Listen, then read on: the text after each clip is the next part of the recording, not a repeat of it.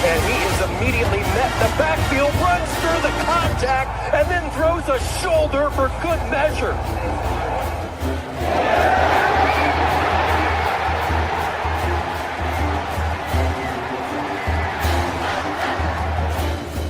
This team this year. That is true. High in the air. Right center field. Brandon Compton. Welcome to 2025. Today. This one the other way. He gets no going back. Now the drag walks up and down. Edwards pulls off and buries it. Richardson drives out for Robbie Ryan. Her three right on the money.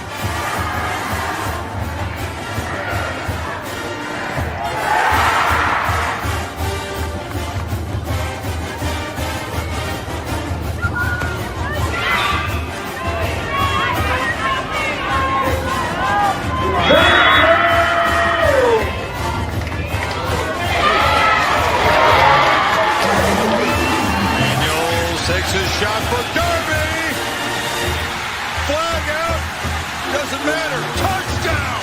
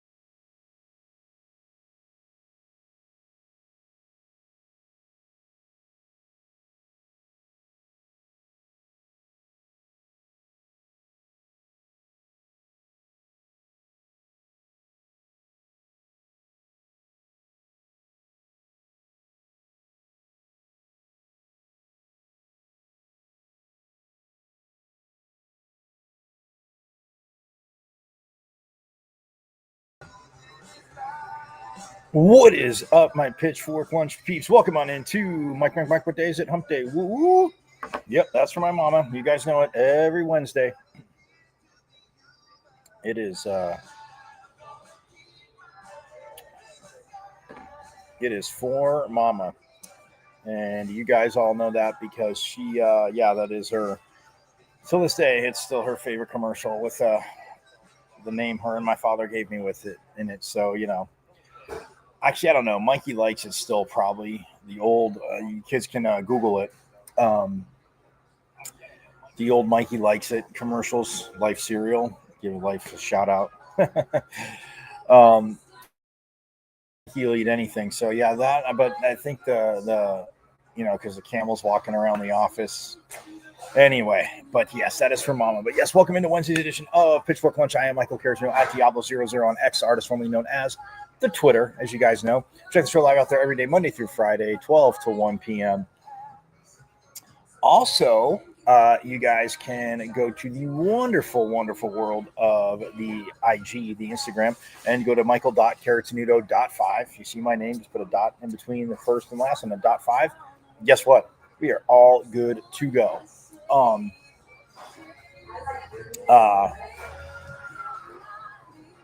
Yes, we are all good to go because you can, again, like I said, check out us live there.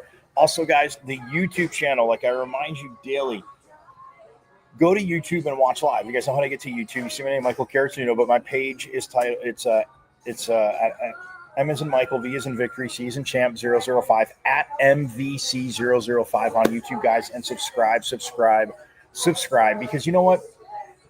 Forks up to the new subscribers. I greatly appreciate it, man. Again, you got any thoughts, news, notes? Hit me up. I'm in the know. I'm try to be in the know covering it. There's a lot of obviously recruiting stuff, and I told you my deal with recruiting. I mean, that literally is a staff job, and you have to follow it. I would say 25/8. That's how I feel. People say 24/7. It's like 25/8 in the world of recruiting. But yeah, I'm going to give you some of the devil signees. A lot of signees. They flipped the number one JUCO player in the country from Georgia to come to Sun Devil Nation. So forks up to that, man. Great job. Obviously, Coach Gillingham. Again, you see how he cares. The staff cares. I'm not saying other staffs don't care about their players, but I'm just saying when players come and visit and they're in the recruiting process, or coaches are going out to their families' houses and stuff like that, right? They can tell. I mean, again, it's phenomenal, and they flipped the number one JUCO. They got a few guys from JUCO. You guys know that is my one of my former territories. Covering junior college sports here in Phoenix, and yeah, I mean, it is a bummer. Still is a bummer. Annoyed that there's no more football in the Arizona Community College Athletic Conference. Just governing board flexing, whatever, making up. Everything was not fully truthful. And yes, I'm not saying there wasn't challenges and struggles, but it lasted for a very long time. I mean, the Valley of the Sun Bowl, which would have been, I got to look at the calendar. I want to say this Saturday. It's the Valley of the Sun Bowl. It's a bowl game created here.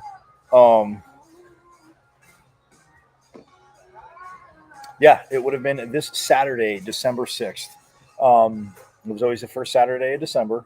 So if the first Saturday fell on the 1st, then yes, guess what? It was December 1st, which always annoyed me. I'm like, it should be the second Saturday then if the first falls on the 1st of the month. But anyway, neither here nor there.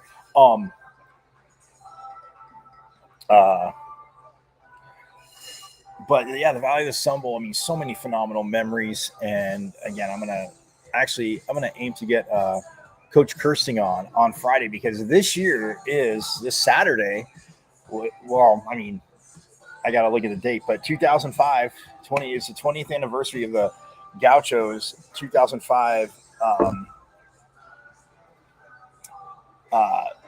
national championship team. And I was so stoked to be out there covering that game. And again, like I said, known the Hall of Fame coach for years, and Glendale against Grand Rapids. You want to talk about, they got out to an early lead. Grand Rapids had 2 pick sixes. I think one of the interceptions was tipped. Either way, if I recall, But yeah, 2 pick-sixes, and then Glendale ends up winning it in the end. Just a phenomenal bowl. I mean, because it was like, and you know me defensively, the final score is 50-48. Well, Glendale's defense made plays, and then Grand Rapids again adjusted, and like I said, they had, I want to say they had one, maybe 2 pick-sixes. Because I think they actually, maybe it was a blocked punt. That was a game. I think they blocked a punt, and they blocked it up in the air, and it literally, because Glendale was punting from their maybe it 1 yard line. It was, he knocked it up in the air, and they caught it for a touchdown. But you know what? We're going to aim to get Coach Kirsting on Friday to talk about that, since again we won't be on Saturday. But yeah, 20th anniversary of the Gauchos 2005 championship team, and again, granted he wasn't on the staff then, but Brian Ward, Sun Devil defensive coordinator, was the defensive coordinator for the 2000 national title team. And AJ Cooper, obviously, linebackers coach, he wasn't on the. No, he left in, I want to say 04. I think, yeah, so he was the season before. But I will clarify. I will check on that.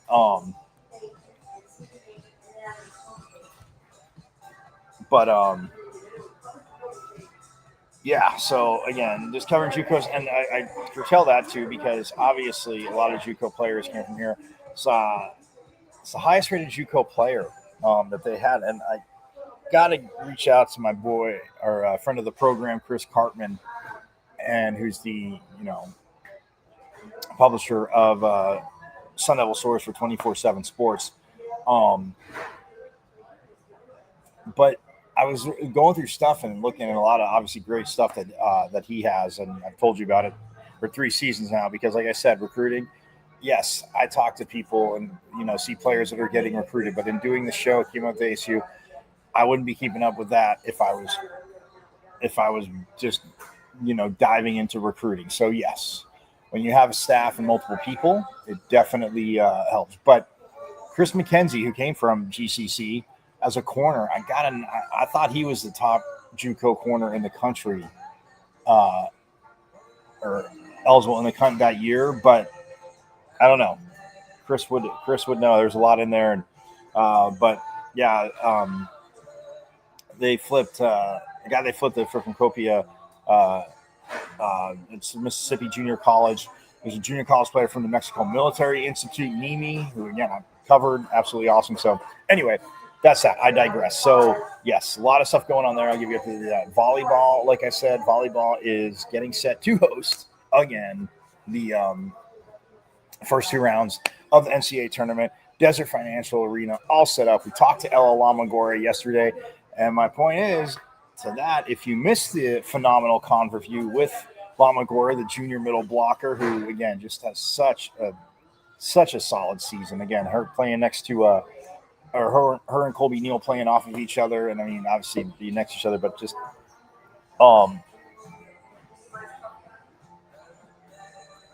or playing in the middle, I should say, not next to each other, but playing in the middle. But just again, phenomenal job, and again, her energy absolutely awesome. We had a great con review.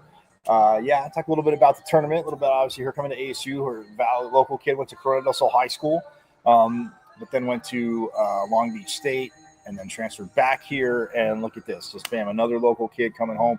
Mary Schroll did it, obviously. Shannon Shields on Coach Van Niel's. Well, she had already been back here, but she had transferred back. But Coach Van Niel's first team, another player that had a local player that left and came back. So, yeah, just again, absolutely awesome. Forks up to Ella Lamagore for doing that. Always greatly appreciated. And it looks like the volleyball team also got some new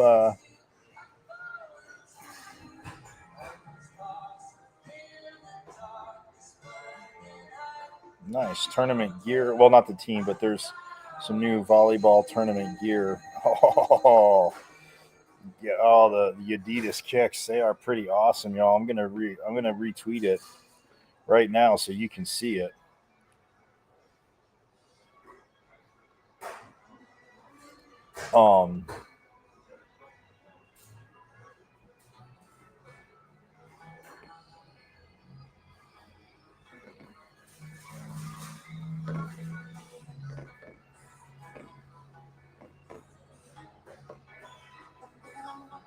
So you guys can see it.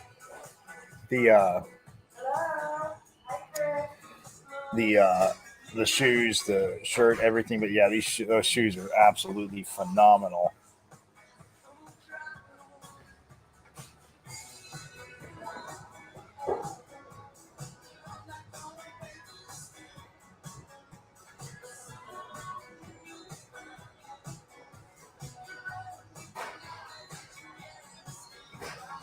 Um,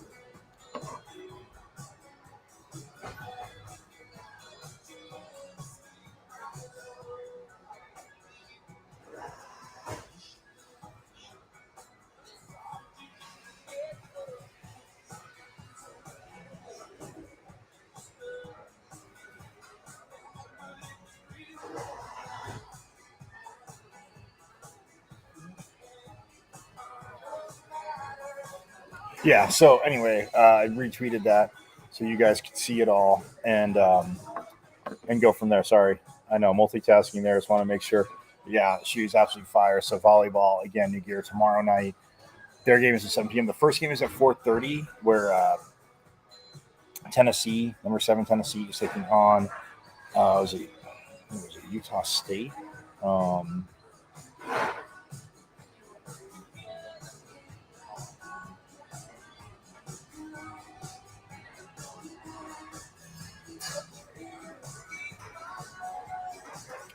Yeah, I can tell you in one segundo.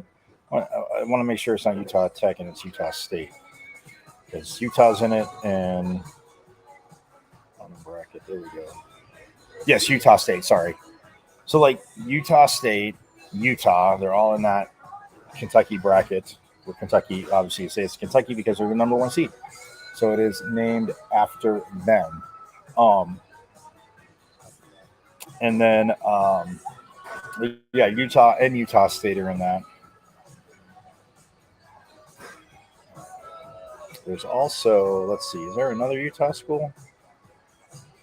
I could have swore there was. Oh, there's Utah Valley. We have Utah State, Utah Valley.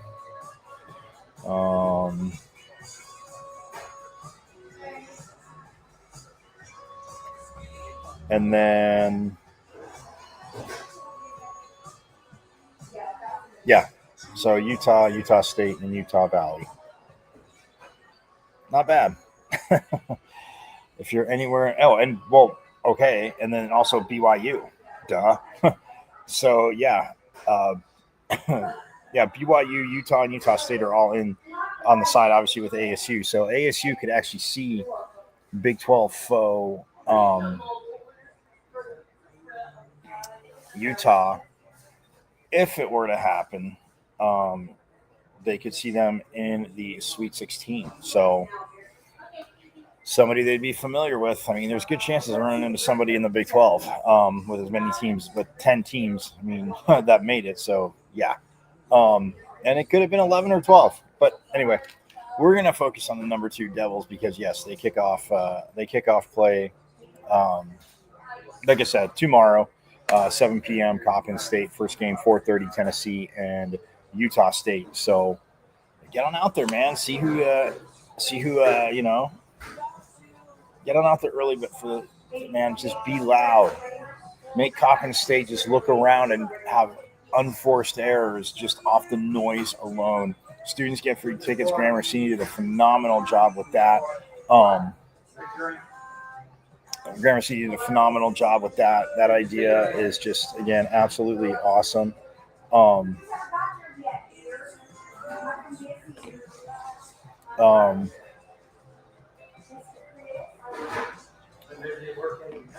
Yeah, so it's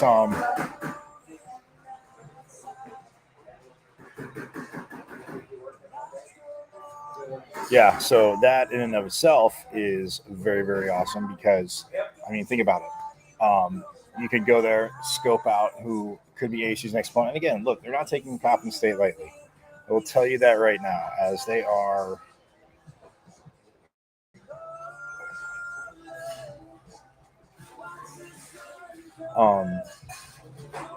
Coppin State is 27, by the way.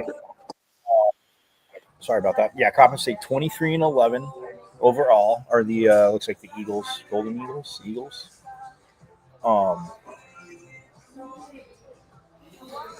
So yeah, they're 23-11 overall. So, and ASU obviously, as you know, 26-3.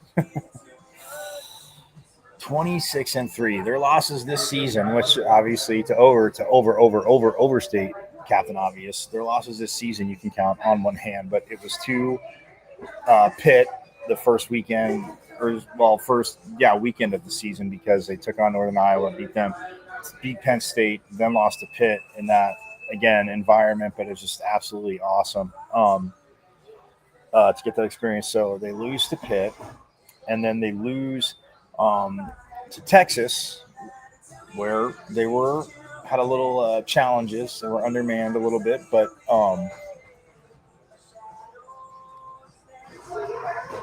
yeah, it was that was tough. They lose to Texas, and then okay, this is the insane part. I forgot to say this to you guys yesterday, and I know I talked about it. We mentioned it during the seasons, how phenomenal volleyball has been.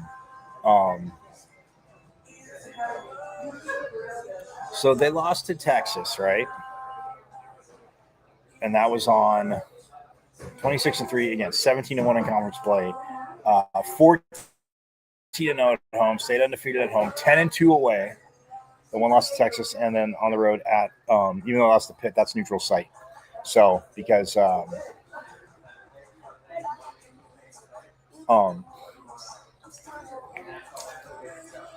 yeah, so they open up, they beat Northern Iowa, beat Penn State, lose to Pitt, and then they win 4 in a row, then they lose to Texas 3-0.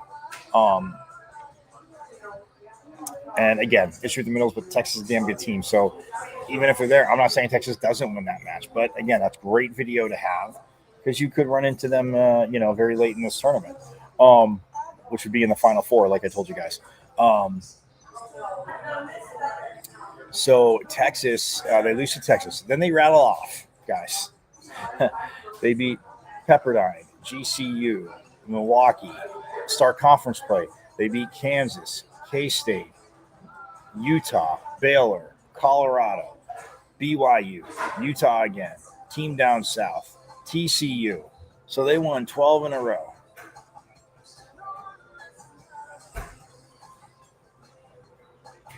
They won 12 straight games, and then they go to Ames, they go to Iowa State, and they lose in 5 on Halloween. So I mean, again, losing 5 to Iowa State, and then so after you win 12 in a row, and then you close out the season with beat Texas Tech, beat BYU, sweep, beat the team down south, sweep. Hashtag our state. Beat Colorado in 5, sweep. Beat UCF, sweep. Beat Houston in 4, sweep. Beat Cincinnati in 4. Why did I say sweep? Beat Houston in 4. Cincinnati in 4. West Virginia in 4. So then they finish on an 8-game win streak. So this is the Devils season this year. Think about it. They win 2, drop 1, win 8, or no, sorry, win 2, drop 1, and then win 4, drop 1, win 12, drop 1, and then win 8. So Coppin State, that is the locomotive that you are coming to Tempe to face. So again, I'm so stoked about that. Hockey over last weekend, they beat. Before I get to hockey, again, props to JJ Van Neal. Huge shout out to the first coach to inherit the Pitchfork Lunch mojo, and so awesome. Always been gracious with his time to come on the show. Coach Van Neal, back to back. Well, Big 12 champions, his team, but Big 12 Coach of the Year. Did it again. Noemi Glover. I tweeted all this out reposted it, retweeted it all yesterday because, of course, when did it come out? Literally 5 minutes after Pitchfork Lunch ended yesterday. So it happens, guys. But that being said, Noemi Glover, Big 12 Player of the Year. First team, Big 12. Yep. And I mean, midseason, I was right. I said there would be 3, maybe 4, but there was 3. And by what I'm about to say, too, a second team could have been 4. First team, Noemi Glover. And Bailey Miller. And Colby Deal. All made first team, Big 12 first team honors again. So forks up to them. Second team, Faith Frame. Faith Frame, the libero, who's again had an awesome year. I mean, coming in, like you said, and again, she's not going to be the same player Mary Stroll is. She's a very good player. They're, at libero, again, they did some of the things, obviously, that, defensively, obviously, Faith asked her about setting the tempo and stuff like that. Like, saw it on the show on Monday. That's a little bit of a roller coaster on Monday, but hey, we got through it because we go onward and upward. That's what we do. But yeah, Faith Frame second team, and then what was it? Kyla Presley.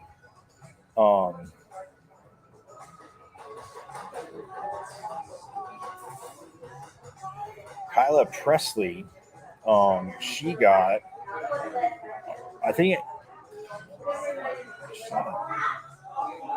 I don't know if it was all newcomer team. I have it here in my notes, so that's what I'm scrolling through. I do have it here in my notes. Oh, yeah, I have it in my notes, and I will.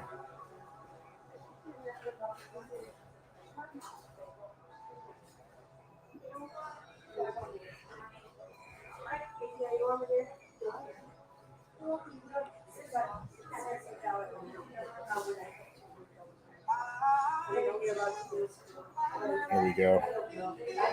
Oh, Kyla Presley got was on the name to the rookie team. So 5 made all Big 12 teams. Like I said, Noemi Glover, obviously first team player of the year in the Big 12. Bailey Miller, Colby Neal, Faith Frame got second team, and the rookie team, Kyla Presley, again, who came in, and when she needed to deliver, obviously she delivers. So again, so stoked for volleyball. I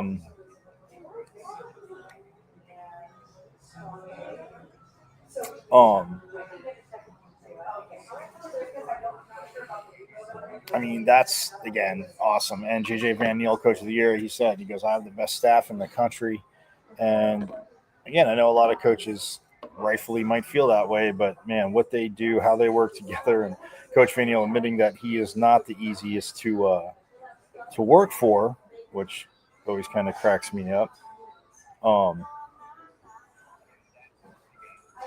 When coaches do say that and admit it, but well, not easy to work for, but that man knows how to get those results, and that's why when you get Coach of the Year, yes, it is a staff award. I will definitely agree to that.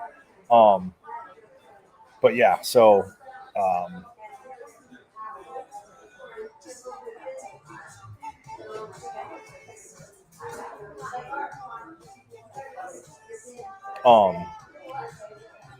yeah, so stoked for him there. So, but hey, we're going to take a quick break. When we get back, a little hockey. We're going to hear from Coach Powers after the Saturday win. It's been a minute, but again, volleyball, everything going on, crazy week, shifting around, but they have a bye this week, so still very relevant. Plus, Colin Potter got the Player of the Week.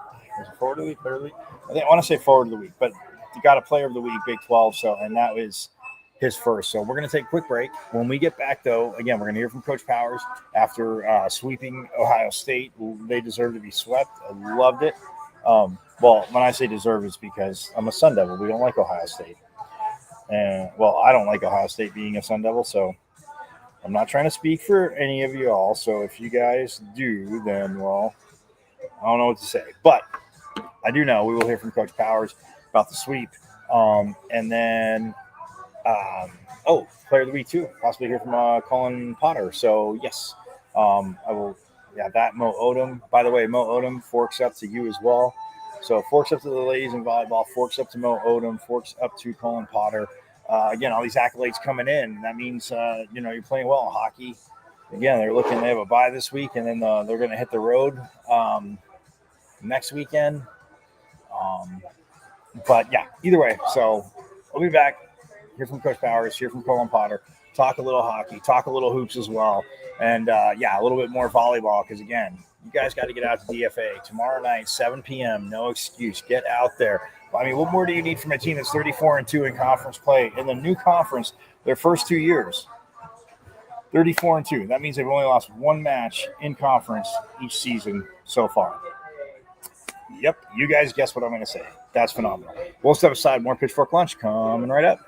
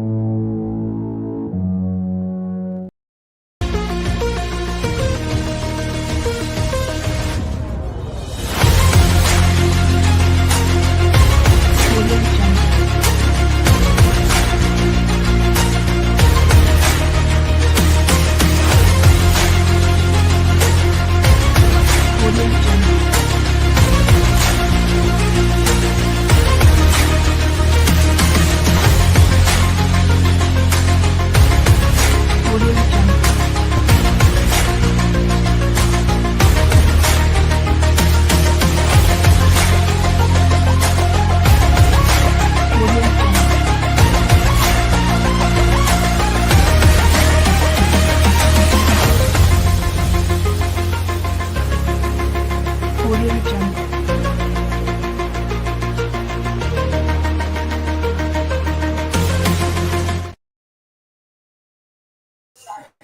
All right, we are back here on the wonderful Pitchfork Lunch. I am Michael Carasino at Diablo00 on X, artificially known as the Twitter, as you guys all know.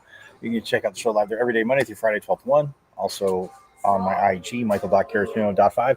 The YouTube channel, guys, watch live, but do subscribe. Got my shout out to Sun Devil Softball today. Again, as they're getting set. Sun Devil Baseball again after, well, the end of the fall semester is upon us. It is December, and softball has their softball obviously had their fall games, so is baseball, and getting close, but a little mixing it up. Had a little women's hoops yesterday, a little softball today. Gotta represent here on Pitchfork much as we do. But again, you can catch us live on my IG as well. Like I said, Michael.Carasino.5, the YouTube channel. Go to YouTube, watch live, guys. Subscribe to the channel. It's at M as in Michael, V as in Victory, C as in Champ 005 at MVC005 on YouTube, guys. Subscribe away. You'll hear from you'll get to see Ella Lamagora. We kicked the show off with her yesterday. After the camera finally started working, so that was a good thing. Or after the picture came out, so the camera was working, the picture finally came out. Anyway, nonetheless, but so Sun Devil hockey, they swept Ohio State this past weekend. And man, this hockey team, I mean, Coach Powers, again, there's Coach Powers endowment. I'm going to get all the details on what that means. I understand what an endowment is, but it came out this week, the news, family, their last name is Friend. So it's, which is absolutely awesome. But the Greg Powers endowment, coaching endowment. So I want to get, I read it, but I just want clarification, full details on that one, because just to make sure of that. So if you that's my theory. But that being said, they did sweep Ohio State last weekend, which again, beautiful Saturday overtime. Colin Potter, his speed and everything, he is finding the net, my friends. He is definitely finding the net. And Coach Power, again, he said, he would, but you got to let the game come to you. So the Devils are now 7-8-1 overall. Okay, one game under 500, but still 7-8-1, 3-4-1 in conference. More important, get at least 500 and then build from there. They're 5-4-1 at home, 2-4 away. No neutral site games. But they opened the season just against number 6 Penn State, and they lost 6-3 on October 3rd and 4-2. And again, that first game, man, they were up.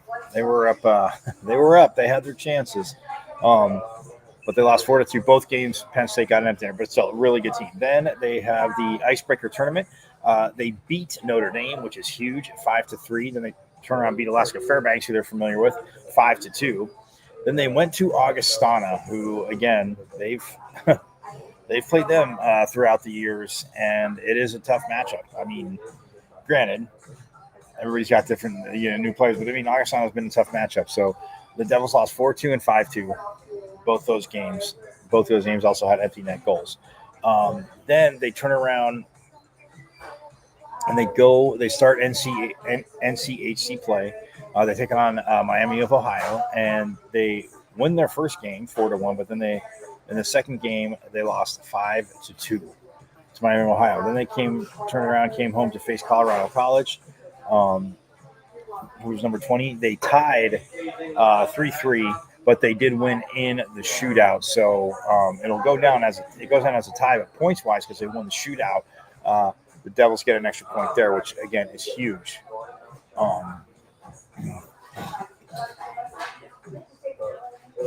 Which is huge. And then unfortunately, the next night they lost 3-1 to Colorado College. Then you know what? They hit the road and they had to go to North Dakota again. NCHC play. You know how tough this conference is. They hit the road, go to North Dakota, number 6 at the time, right? They lost 5-2 the first night, but then look at that. The Saturday night game, they battle back. They get an empty net goal late, but still, because they were up 3-2, but they win the game 4-2 over North Dakota. So you split right there. You split with. You split with your first 3 conference opponents. So again, yes, everybody wants sweeps, but then Denver. Oh man, that first game on the 21st on Friday, they lost 7-1. And yeah, the way they played, and we already heard from Coach, the way they played. You see the score, but it wasn't. It wasn't one of those games where it feels a 7-1 game usually would feel like it's like 10, 15, to 1 because it's just been so brutal. But it wasn't really bad. Puck found the back of the net, and there was that's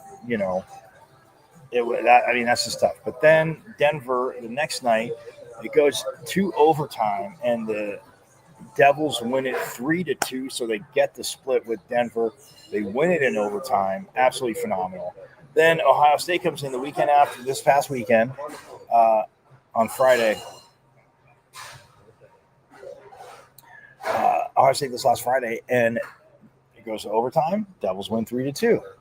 On Saturday, though, I will say this. The day after Thanksgiving, Friday was a 3 o'clock game. They went 3-2. On Saturday, though,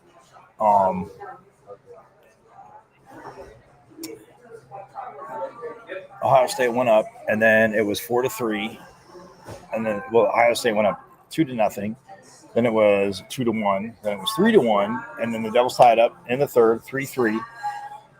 Almost had the game winner in regulation as I want to say it was Cruz put in, but it was a high stick that guided the pass or by Colin Potter. He thought his stick was down, but again, like I said, they free stream it either way. But the puck don't lie. Probably shouldn't have been high sticking. That's what the puck was saying. The Devils win it 4-3 in overtime, sweep Ohio State. And now, like I said, next weekend they have Minnesota Duluth. They're at Minnesota Duluth, the Bulldogs, UMD Bulldogs kids, and it will be tough. But they that Minnesota Duluth, and then they have another bye, and then another week off, and then they're at Dartmouth December 27th and 28th. And then they will be back at Mullet Arena January 2nd for the Desert Hockey Classic, in which obviously ASU hosting. Well, they'll be joined the 3 teams that are in the Desert Hockey Classic: Air Force, who they've played before, Michigan Tech, who I'm pretty sure they've played before, and Alaska Anchorage. So that is January 2nd.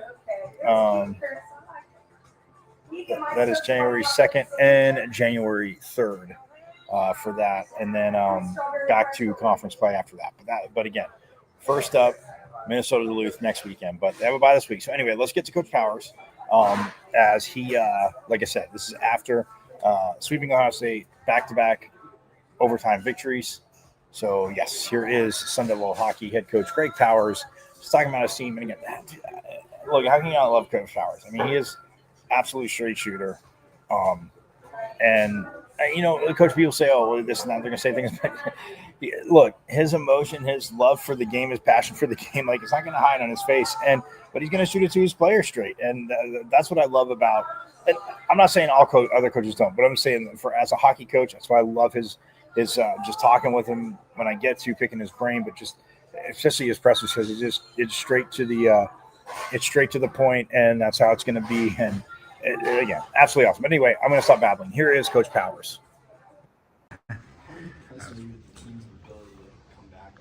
Yeah, that was impressive. That was to come back down 3 with 14 minutes left. That says a lot. And it felt like, we almost tied the thing up. Right after we scored the second and had a ton of chances to take the lead, and then obviously thought we won in regulation, and it is what it is. But yeah, just proud of the group. That is the epitome of resiliency, and that's what we want here. You've been talking all season about kind of finding its identity. Did it feel like everything kind of clicked in that third period? Yeah, that last 15 minutes. If that's not relentless hockey, I don't know what is. So first the pucks, winning battles, winning races, driving to the net, getting pucks to the net. It just was everything that we want to be. And I want to thank our fans because they didn't leave. They could have easily got up and started heading for the exits down 3 in the third period, and they all stayed, and they really powered us through that. And gave us the juice we needed to come back and win this game. And we're building a hell of a program here, and it's all because of the people that stuck out that game with us tonight. I know it's hockey, and I'll say sometimes the way the puck bounces, but it seemed like in the first period, I mean, you were controlling it, you had opportunities, they had the puck less, but yet they get the first goal, and then you got to bounce back. They were opportunistic to get up 3-0. You know, I mean, it was simple as that. They didn't have much in the second. We had a lot of good chances, but again, not committed to that identity of getting bodies to the net and to making it hard on the goalie. And in the third, that's all we did. You know, I mean, Lush put it in his pads, and Becker drove the net with a stick on the ice, and we banged one home, and then it gave us the energy that we needed and the belief, and that was identity hockey. So, you know, they were really opportunistic to it felt like to get up 3. It didn't feel like we were deserving of being down 3, and I think our guys, you know, whatever they snapped into, that's what we need to see the rest of the way. Defense jumped into the scoring, Kipke with 2 assists and Scheller with his first career goal. Where would you rank this in terms of most complete play, top to bottom in the roster? I would rank the last 15 minutes most complete, you know. You know, I wouldn't say it was our best 60-minute effort. We were pretty good. I mean, shots were 17-12 in the second. We were pretty good in the first and second, but not willing to ultimately pay the price to win. Winning hurts. You know, and that's what I said after the second period. Hey, unless you're willing to make it hurt, this is how it's going to be. You know, we're making it easy. We're not getting to the net. You know, we're missing the net a lot. You know, in between the hashes, had a lot of good looks. We're just missing the net. They wanted it to be perfect, and we don't have many guys that can make it perfect. We have a few, but we have to be more blue collar like we were there in those last 15 minutes of just getting pucks and bodies in the net and winning races and winning battles and finishing checks and refusing to lose. You know, that's exactly what our group did there, and I'm as proud of this group as I've been out of any, because you know a lot of people started counting us out. You know, and that's not lost on us. And but the belief in our room is still there, and we're right where we need to be after a big sweep. I think we're a game under heading into the last series against Duluth last year, and took care of business, and now we got a tough series to go up there and do that, but a bye week to prepare, and we're feeling really good about where we are. Coach, how do you establish those last 15 minutes for a full 60 in a game? Good question. That's what I'm going to try and figure out for the next week and a half. You've talked about needing to manage games. Now you've won 3 straight games in overtime late in the game. How do you see this team's progression since the beginning of the season in managing the game late? Yeah, you know, I think what's impressive about the 3 wins, yes, they're in overtime, but I think we've been the better team on all 3 games, right? And so, you know, when you don't get the result that you want and you just keep pushing until you do, that's exactly what we've done 3 games in a row. I thought we were the better team 5-on-5 against Denver and won in overtime. I thought we were the better team 5-on-5 this weekend, and it just we weren't getting some bounces, and they were, and again we weren't finishing the job to the degree that you have to beat teams in regulation. But guys stuck with it, and huge credit to Potsy and Cruz. They were the ones that saw that kind of drew that up and brought it up when I called the timeout, and they executed it, and it was unbelievable. So kind of see this as a turning point this season? Yeah, it's a long season, right? So it's just one game at a time. But I don't know how you can't, you know, really get such good inner belief after a comeback like that against a really good team. You know, I know that they've lost, I think, 5 straight now, but they just went to Wisconsin a couple weeks ago and split. You know, they got some nice wins, and they're going to win a lot of games. So that these wins are going to do us a lot of favors as this season progresses. We have to make the decision and come up with the mindset that this is a turning point. You know, and it's our first sweep of the year, and we always talk about Saturdays are for the Sun Devils here, and you got to earn your Saturday. And tonight, our guys earned their Saturday. Coach, Colin Potter, 2 overtime Saturdays in a row already scored the game winner. What's he been doing to propel this team? You know, you could feel when I mixed up the lines there and put him with Cruz and Bex, you could feel Potsy just drove the play. Like he was possessed. He just didn't feel like he was going to let us lose the game, you know. So you know, he's just maturing beyond you know, my wildest imagination right before our eyes, and he's you know, I'm really happy for him, and I'm really proud of him because he was taking a lot of flack, you know, for not scoring through the first 10 games, and now he's scoring and scoring big goals for us, you know. So he's really, really coming along nicely, and I think he's going to make Calgary look really smart.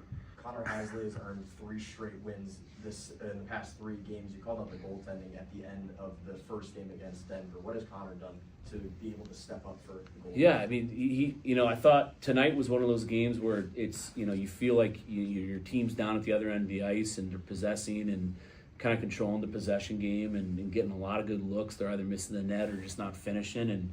And again, 2 nights in a row, you know, has led in 2, and I don't think they were bad goals at all, but has been able to lock it down in the third and in overtime for us until we found a way to come back and win, and that's really impressive. So, or actually 3, you know. So he was great. You know, he's got some wins. He's reeling off some wins now. So we brought him in here to give us that steady presence, and he's doing it.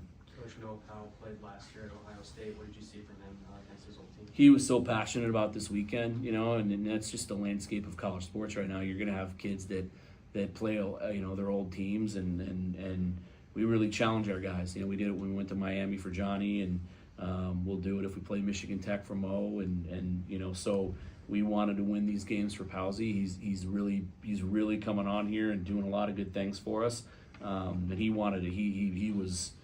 He was really passionate about sweeping this weekend. I'm glad that the guys could get it done for him. You guys talk about coaches being supportive and stuff like that. Obviously, Coach Fanila announced the lineup, but having the team here after getting their Big 12 trophy, how big is that for the team just to see that? Yeah, I mean, it's great. You know, I can't even begin to talk about how unbelievable of a job JJ's done with that program. I mean, when he took it over, it was, you know, to say it was fledgling is an understatement, and that's certainly no offense to anyone that was involved with it at the time. But he stepped in and at the literal snap of a finger has made them a championship program. So he deserves all the recognition and more. I don't think there's enough recognition that we can give him and his girls, and I'm glad we could give him some tonight. One more question. You talked about kind of learning through experience with your young team. Through the past few weeks, how do you think that all kind of came to a head this weekend? I don't know, yeah. I mean, we've been through pretty much every experience and every scenario, and you know, blown leads, and now come back from behind and won games and found ways to win games differently. And we have to plow forward and make sure that we use these experiences as a you know, I think I didn't want to call it an excuse because it's not an excuse anymore, but just talking about how youthful we are and how many new guys we are, that's behind us. Like that can't be a crutch. You know, we've proven that this group is good enough. You know, we've beaten North Dakota on the road, we've beaten Denver at home, we just swept a Big Ten team. There's no excuses. We have to find a way to play like we did in those last 15 minutes moving forward for the rest of the season. And if we do, we're going to play postseason hockey and probably go pretty deep because this team is really good when it wants to be. Thank you, Coach.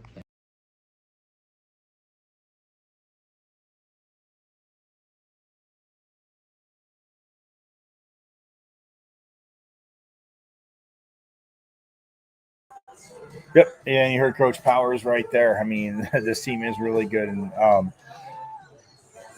Coach Powers again, like this team and the endowment, yeah, young guys, but Joel Kjellberg, a defenseman, got his first goalie of his career, sophomore, and for some reason, and again, and it's not that defensemen. I mean, yes, they do score, put it in a ton, but I could have swore he had one last year. So looking, and I'm like, well, they're not going to announce it's his first career one if they don't know. So, but I'm like, I was double checking, and I was like, huh.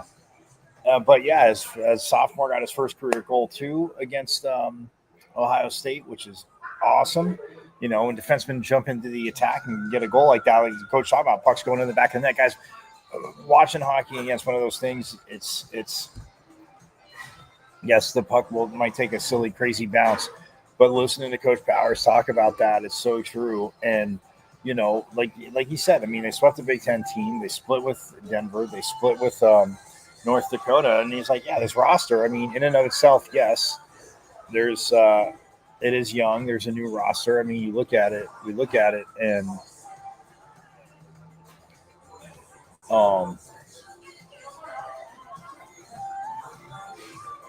I mean, Jack Beck, new to a freshman on the team. Justin Kipke, same thing.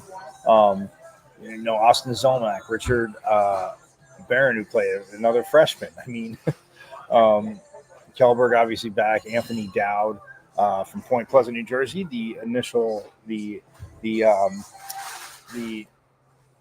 Were the first ever Jersey Mike subs originated from Point Pleasant, New Jersey. So, just saying, I know you guys know the name, you see it, it's phenomenal. But I digress. But yeah, Anthony Dowd, he's a junior back from last year. Tucker Ness, back, and then you have another.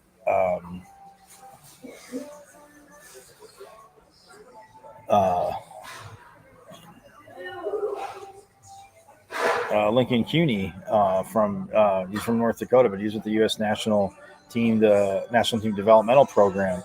Colin Potter, obviously, same thing. We know he's back from last year. Carmelo Crandall coming in, again, another freshman. Noah Powell transferred from Ohio State. That's what you're talking about. Coach is saying, yeah, you're going to be playing former teams, and Powell, he wanted to win it for his team, and they wanted to win it for him, to beat your own team. Well, they beat him and they swept him. So, Johnny Waldron back from last year. Then you got Logan Morrell, another freshman this year. Ty Nash. I mean, he's a sophomore, but, he was up at Edmonton in the WHL. And, Tyson Nash being here, it worked out well.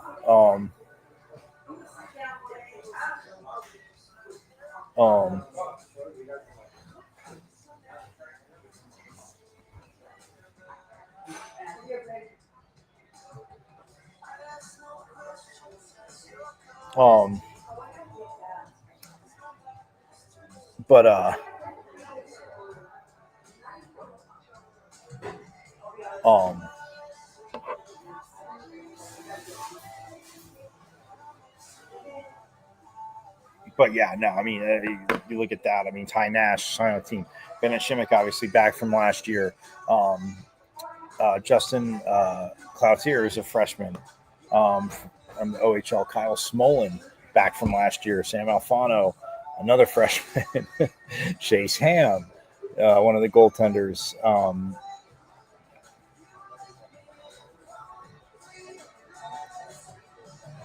As a junior.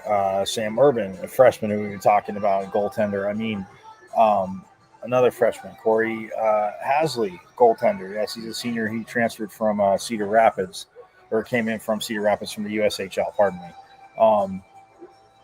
But you got Sam Court, who's back from last year. Ben Caven, who is a freshman. Actually, he was drafted by the New Jersey Devils. Colin Potter, when Coach said to me, Calgary looked really smart because the Flames drafted him in the first round.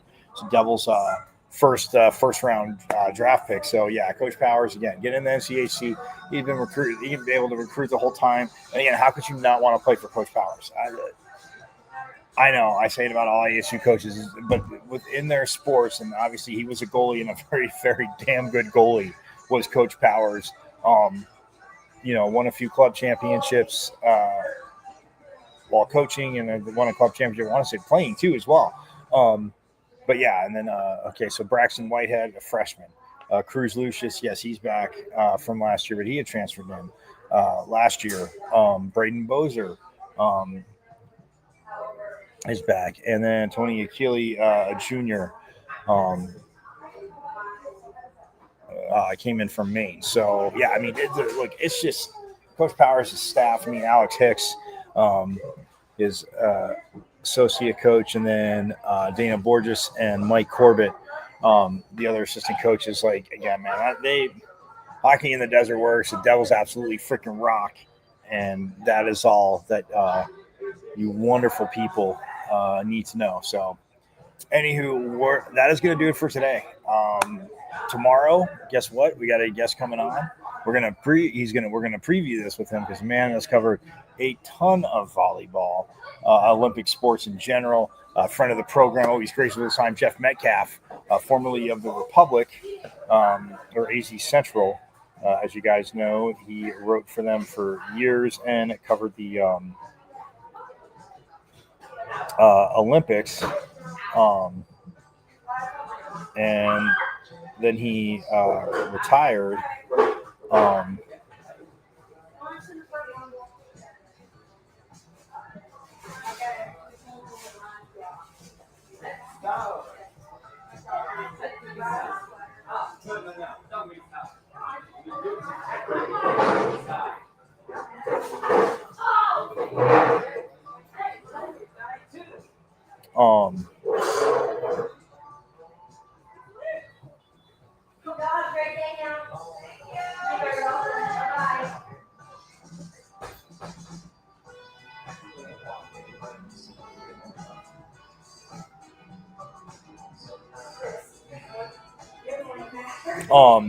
But Jeff is, he retired, kind of.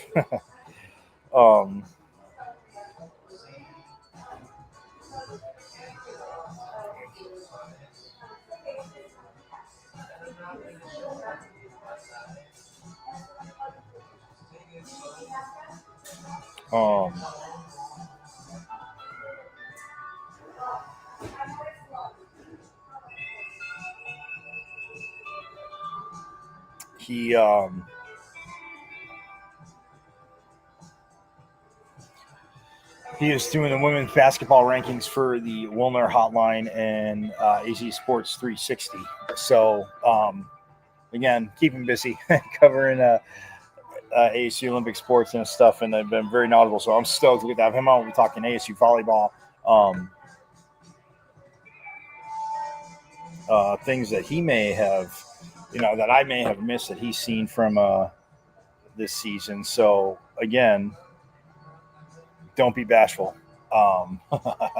as he will be on tomorrow afternoon. And, yeah, like I said, so big shout-out to, obviously, J.J. Van Niel, Big 12 Coach of the Year, Naomi Glover, Big 12 Player of the Year in women's volleyball, Naomi Glover, Bailey Miller, Colby Neal, first team all Big 12, which I still think Faith Frame should have been there. That was my point. I said it could have been 4. Should have been their whole starting lineup. But, again, I get there. Look, there is a lot of talent. That's my homerish statement. But, Faith Frame, second team, and the rookie team,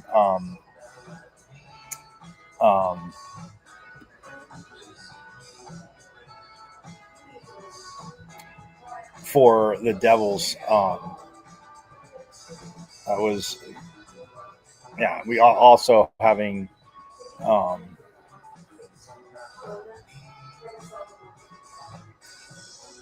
Kyla Presley make the rookie team. Pardon me. Sorry. Yes. So, but yeah. And again, I had a phenomenal conversation with Ella Lamagore yesterday. And yeah, you can check that out on YouTube. Again, at Diablo00 on X, the artist formerly known as Twitter. You can see the show live every day, Monday, Friday, 12 to 1. My IG, Michael.Harrison.5. The YouTube channel, guys, subscribe away, because all the sound, everything like post-game, coaches, players, voices, insiders, alum, everything. You're missing out. I'm taking you in and through Sun Devil Nation, and it's just rocking right now. It's always a beautiful time to be a Sun Devil, but it is a really phenomenal time to be a Sun Devil. So I'm just saying, go to YouTube. It's at M as in Michael, V as in Victory, C as in Champ 005, and subscribe away. Watch live, but subscribe away so you can get all caught up. Season 1, you can binge watch that. Season 2, keep watching Season 3. So then as you're binge watching, a lot of multiple interviews will make sense to you. So that is that. Anywho, and then, obviously huge recruiting. Get to all that. We'll get to that tomorrow too. But we'll have Jeff Metcalf on, talk volleyball. Maybe we'll get a little bonus women's hoops too, because women's hoops are still undefeated, guys. Just remember that. So I will see you tomorrow. Same bad time, same bad channel. As always, back-to-back reigning back-to-back Big 12 champs. Women's volleyball always reminded me it is hashtag our state, team down south. Yes, we did sweep you in volleyball. And hashtag our state. And you guys know how I feel. I mean, as always, go Devils, but, and you know this, have a phenomenal rest of your Micro days at Hump Day. Woo, woo. Yep, you thought I forgot. That's for Mama. My mom loves that beginning and end of every Wednesday show just for her. So have a phenomenal rest of your Wednesday. I will see you tomorrow. And as always, you guys know it. Forks up. I went to Arizona State. Right. I'm a Sun Devil, man. 27-yard line. That's a great call. Two-point fake. Plummer will put it up. Throws over the middle. Poole, touchdown. Quick flag. 3rd down and 5. Levis swings it to Scadaboo. Scadaboo breaks defenders. Here he goes again. Scadaboo is the running back, and he is immediately met in the backfield, runs through the contact, and then throws a shoulder for good measure.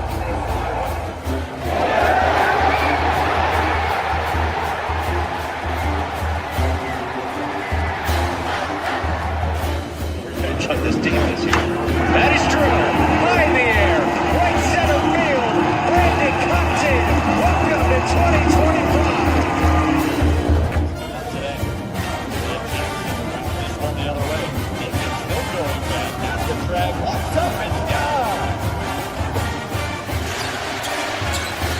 Edwards pulls off and buries it.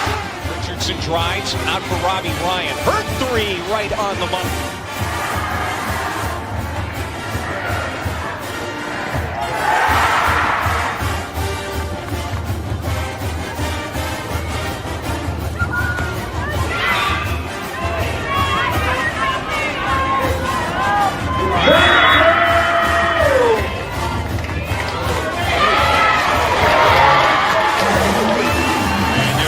Takes his shot for Darby. Flag out. Doesn't matter.